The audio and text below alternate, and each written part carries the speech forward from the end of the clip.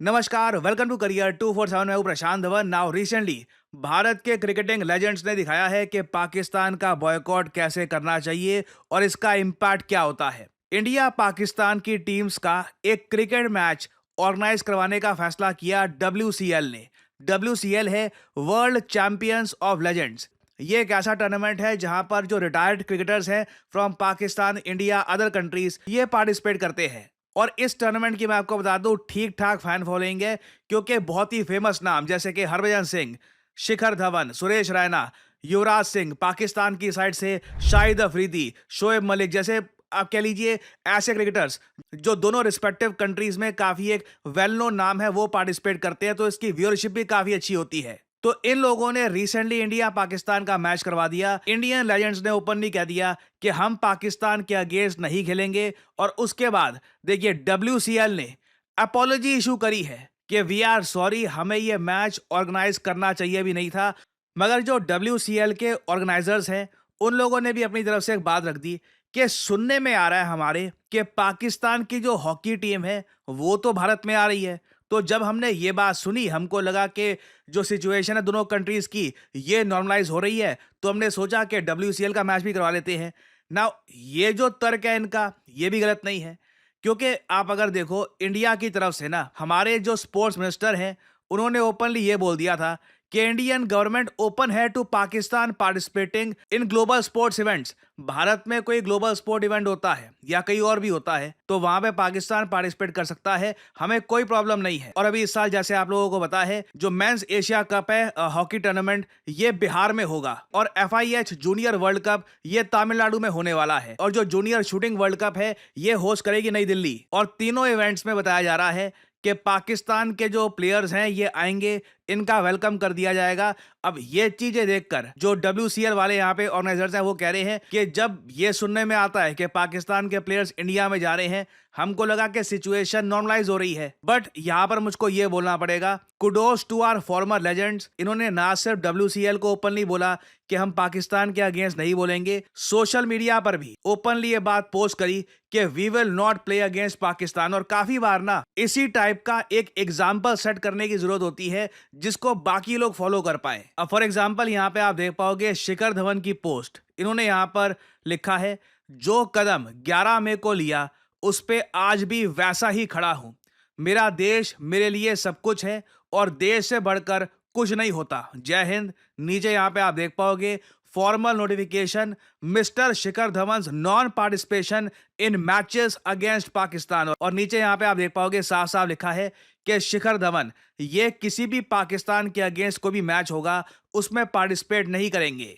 अब social media पे आप देखोगे पाकिस्तान के कई जो कमेंटेटर्स हैं, कई जो वहाँ पे क्रिकेटर्स हैं जो सोशल मीडिया पर पोस्ट करते हैं, वो लोग आज के समय कह रहे हैं, जब इंडियन स्पोर्ट्स मिनिस्टर कह चुके हैं कि no problem playing against Pakistan ahead of Asia cup, तो ये WCL का मैच कैंसिल क्यों करवाया गया। देखिए मेरा ये मानना है, यहाँ पर एक बहुत अच्छा एग्जाम्पल सेट किया है हमारे लेजेंडरी क्रिकेटर्स ने।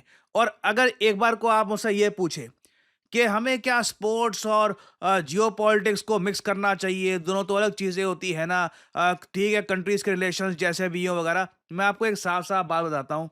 यूनाइटेड स्टेट्स ऑफ अमेरिका और इनके जो वेस्टर्न एलाइज हैं, इन्होंने साल 2022 में जब रशिया ने इनिशियली आक्रमण किया था यूक्रेन पर, जो आप कह लीजिए इनका स्पेशल ऑपरेशन है रशिया का, ये स्टार्ट हुआ था अगेंस्ट यूक्रेन।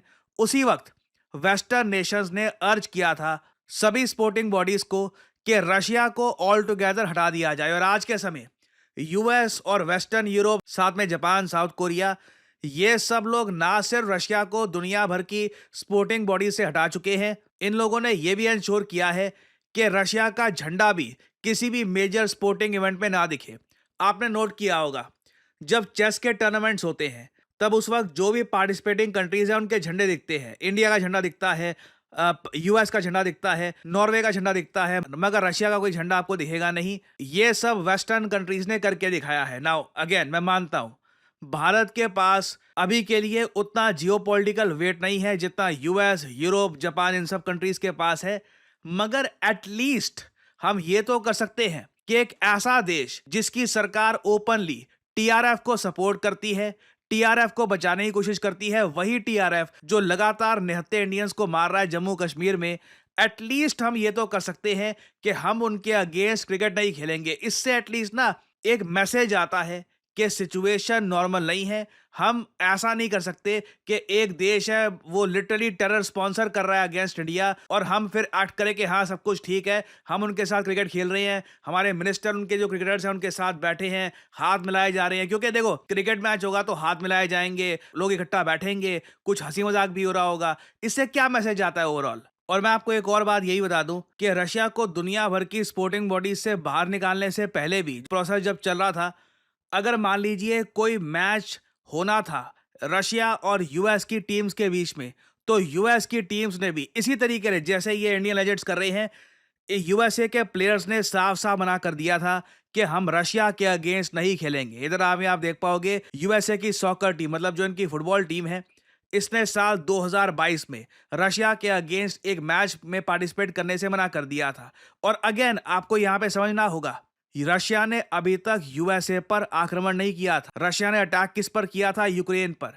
मगर जियोपॉलिटिकली यूएस इतना ज्यादा इन्वॉल्व था यूक्रेन के सपोर्ट में कि इनकी जो स्पोर्टिंग बॉडीज हैं, इनके स्पोर्ट्स के जो सब प्लेयर हैं, ये सब भी कूद गए। तो जो ये तर्क है कि देखिए जियो पॉलिटिक्स और स्पोर्ट्स को मिक्स थोड़ी ना करते हैं, ठीक है सब, दिस इज नॉनसेंस। आप अगर हिस्ट्री में पढ़ के देखें, आपको काउंटलेस एग्जांपल्स मिलेंगे जहां पर देश के हित की बात आती है ना, वहां पर अमेरिकन, यूरोपियन टीम्स ने जो एडवर्सरी कंट्री है, जो उनके देश के सामने खड़ा है, उसके साथ खेलने से भी मना कर दिया था। यह सिर्फ इंडिया में ही हम देखते हैं कि एक कंट्री है पाकिस्तान जो लिटरली इंडिया को नुकसान पहुंचाता है। बॉर्डर पे आपको पता होगा पाकिस्तान ने काफी शेलिंग करी थी, उसके बाद भी हम कहते हैं कि पाकिस्तान की टीम आएगी तो no problem, we will welcome Pakistan. और आज के समय देखो इंडिया की मार्केट इतनी बड़ी है, हमारे पास फाइनेंशियल पावर इतनी है कि हमारे प्लेयर्स अगर मना कर देना कि जी हम नहीं खेलेंगे इस टीम के अगेंस्ट, तो ऑटोमेटिकली वो पूरा इवेंट प्रॉफिटेबल नहीं रहेगा। अब मैं आपको एग्जांपल दिखाता हूं, ऐसा तो हुआ नहीं है कि शिखर धवन या बाकी जो प्लेयर्स हैं यहाँ पर, इन्होंने जब मना कर दिया कि हम नहीं खेलेंगे पाकिस्तान के अगेंस्ट, तो डब्ल्यूसीएल ने कहा कि नहीं नहीं मैच तो बहुत इंपॉर्टेंट है, मैच तो होकर रहेगा वगैरह। उनको पता है इंडिया नहीं तो टूर्नामेंट नहीं। और ये आप लोग भी जानते हैं, क्रिकेट वर्ल्ड कप से आप इंडिया को हटा लीजिए, ठीक है, और हम ओपनली कहते हैं कि जी हम आईपीएल को और एक्सटेंड कर देंगे या फिर इंडिया में एक बड़ा टूर्नामेंट हम होस्ट करेंगे, उसकी व्यूअरशिप 10 गुना ज्यादा होगी।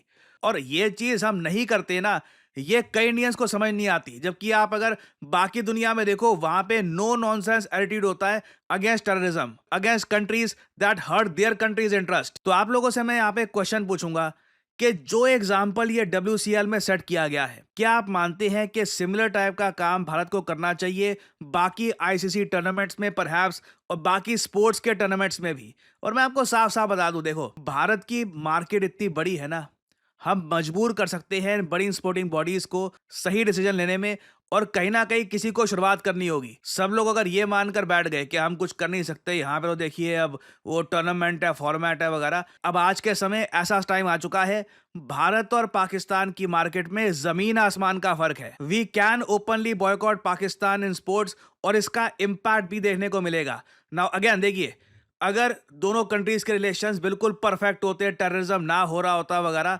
ऑब्वियसली हमें कोई प्रॉब्लम होती ना उस टाइम स्पोर्ट्स खेलने में, बट सिचुएशन ऐसी है नहीं। तो अगर जेन्युइनली भारत को जो ये सॉफ्ट स्टेट का टैग है ये हटाना है, we want to become a state that is proactive, तो इस मामले में दुनिया भर की स्पोर्टिंग बॉडीज को एक प्रॉपर मैसेज भेजना होगा।